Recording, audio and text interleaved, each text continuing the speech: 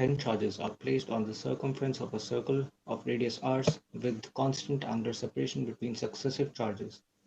Alternate charges 1, 3, 5, 7, 9 have charge plus q each, while 2, 4, 6, 8, 10 have charge minus q each.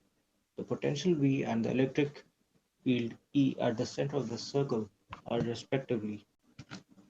We know that electric potential V is given by kq by r, where k is a constant which is equal to 1 by 4 pi e naught.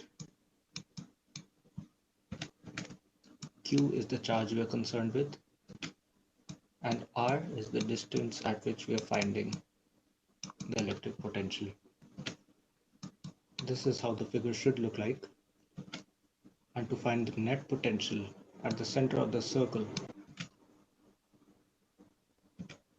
we'll have kq by r because of charge 1, k minus kq by r because of charge 2, and so on.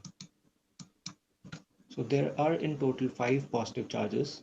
So we'll have 5 kq by r, and we sum it with the potential, electric potential of 5 negative charges, that is 5 negative q by r into k.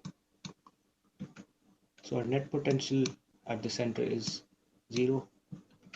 We are also given that the charges are equidistant from each other on the circle, or they have constant angular separation.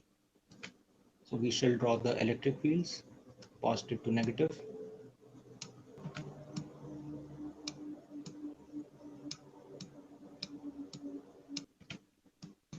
Once again, our fields are symmetric, so our net electric field will be 0. Hence our solution is option number 1, electric potential 0, electric field 0.